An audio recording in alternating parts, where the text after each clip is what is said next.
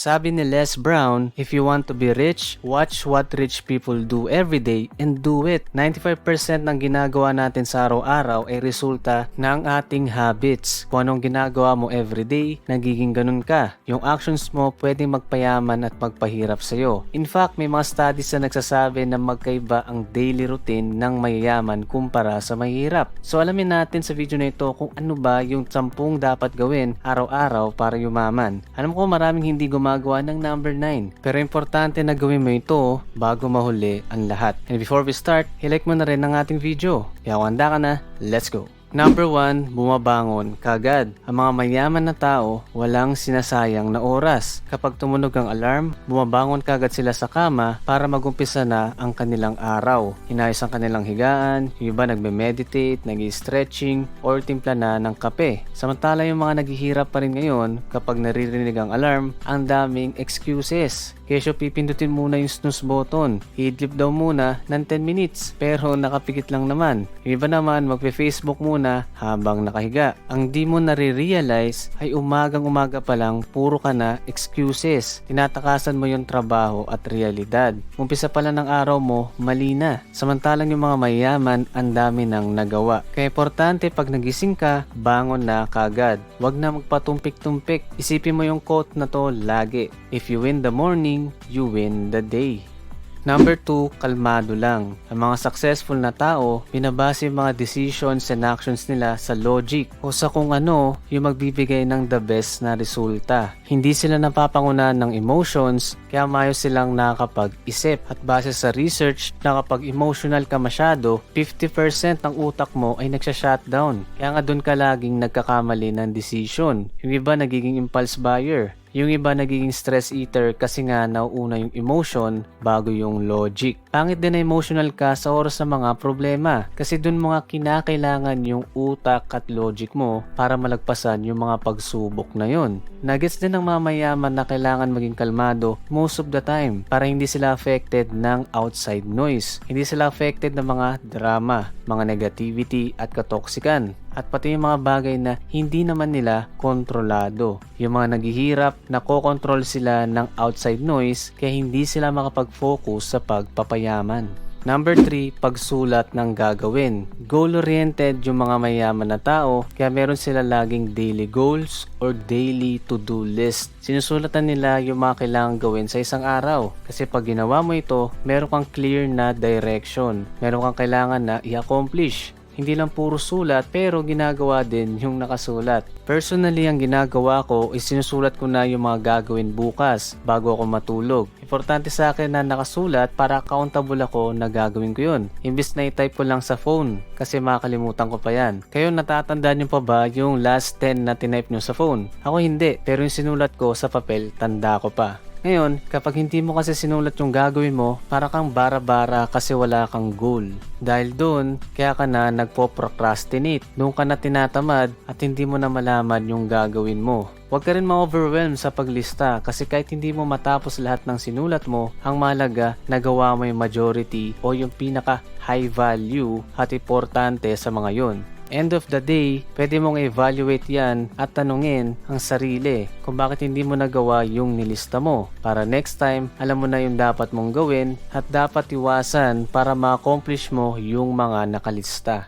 Number 4, focus sa importante. Sa few things o sa importante lang nagfo-focus sa mga mayaman kaya sila yumayaman. Paano ka nga naman makaka-accomplish ng isang bagay kung iba-iba yung focus o ginagawa mo? Sabi nga sa quote, you can't effectively focus on 2 important things at once. Pero yung iba, kung saan sa nakafocus. Nakafocus siya sa trabaho, tapos nakafocus pa sa NBA. Pinapanood pa yung laban ng team daw niya. Nakafocus pa sa buhay ng kawork niya, nakafocus pa sa kung ano ang latest chika sa social media at mga artista. Dapat mong ma-realize na mag-focus ka muna sa sarili mo at sa pag-asenso mo imbis na nakafocus ka sa ibang tao. Nag-cheer ka nga sa success ng team mo na hindi mo naman pagmamay-ari. Nag-cheer ka sa success ng idol mo kung nakailang points na ba siya. Pero sarili mong success, hindi mo mabigyan ng focus. Isipin mo rin yung lagi yung valuable time mo at yung time na yun, dapat nakafocus lang sa mga importante na bagay na magpapaunlad sa buhay mo. At yung mga hindi importante, bitawan mo na.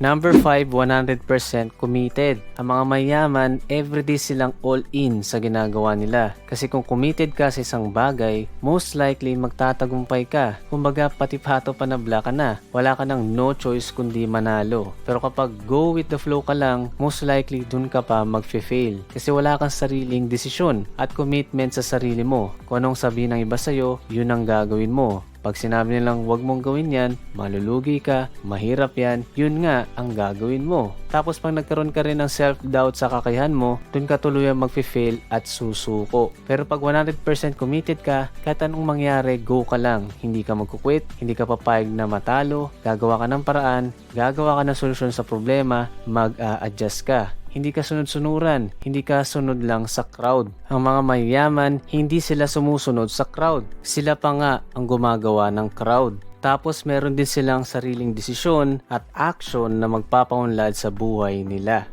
Number 6, thinking time. Ang mga mayayaman, meron silang thinking time kung saan naglalaan sila ng around 15 to 20 minutes per day para makapag-isip-isip ng mga bagay na magpapaunlad sa kanila. Inisip nila kung paano pa sila kikita or paano pa sila mag-i-improve.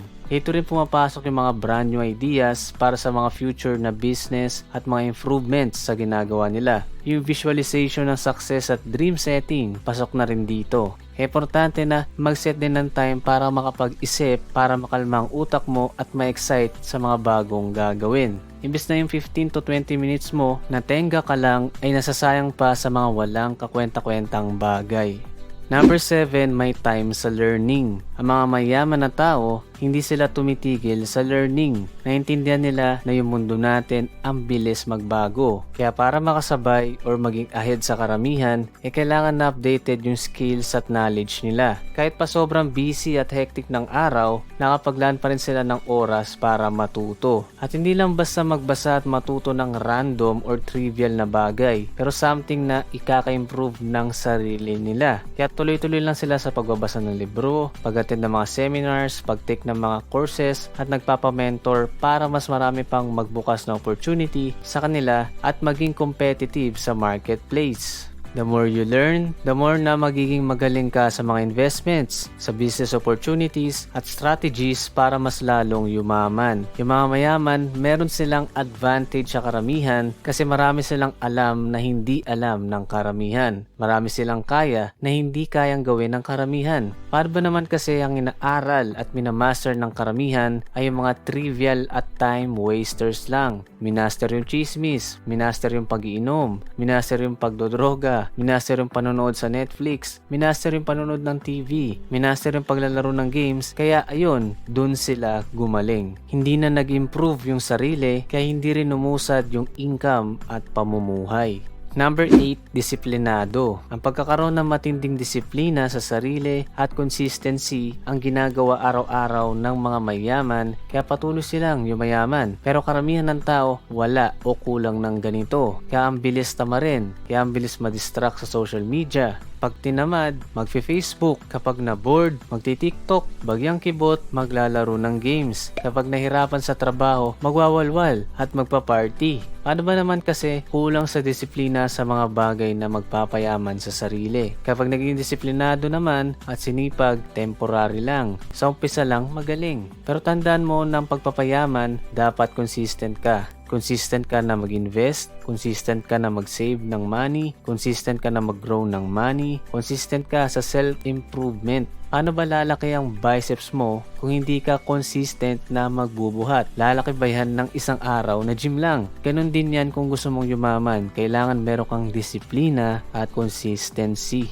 Number 9, exercise at health conscious. Majority ng mga tao sa mundo madalas kumain ng mga nakakasama sa health at marami ring hindi nag-exercise. Marami dito guilty kasi nga naman nakakatamad na gawin ito. Pero kailangan mo ma-realize na dapat mong ituring yung sarili mo na isang atleta. Para makapag-perform ka ng maayos sa trabaho at meron ka sapat na energy, kailangan na maganda yung kalusugan mo. Kailangan tama yung kinakain mo, kailangan meron kang exercise, kailangan maayos yung mental health mo, kailangan meron meron kang sapat na tulog. Amazing results at life ang gusto mo, pero ikaw mismo hindi amazing sa sariling katawan. Ang health mo pa naman ang pinaka-importanteng meron ka. Kapag failure ka sa health, paano ka makapag-perform ng matino? Nalilimitahan mo lang yung kaya mo pang gawin. Kaya limitado rin yung success na meron ka. Mag-exercise at kumain ng tama para nasa top condition ka palagi. Bagong number 10, quick recap tayo ng dapat gawin araw-araw para yumaman. Number 1, bumabangon ka agad. Number 2, kalmado lang. Number 3, pagsulat ng gagawin. Number 4, focus sa importante. Number 5, 100% committed. Number 6, thinking time. Number 7, may time sa learning. Number 8, disiplinado. Number 9, exercise at health conscious. At number 10, create more, consume less. Ang mga mayaman na tao, kaya meron silang maraming pera, impact at influence kasi lagi silang nagke-create ng something. Nagke-create ng business, nagke-create ng opportunity, nagke-create ng app, nagke-create ng content, nagke-create ng value na maapektuhan ng maraming mga tao. Mostly sila yung creators at hindi sila consumers. Ang pumipera, yung mga creators. Ang napeperahan, yung mga consumers. Hindi ko naman sinasabi na wag na kayo mag-consume ng something, pero itatak nyo rin sa isip nyo na kailangan matuto kang mag-build or mag-create ng bagay na may impact sa iba. Now, kung tutusin lahat ng 10 na ito, kaya natin gawin. Hindi naman ito base sa genes, hindi rin ito inborn na talent. Lahat ito kayang aralin at i-develop sa sarili. Alam ko na kaya mong gawin kahit isa man lang dito.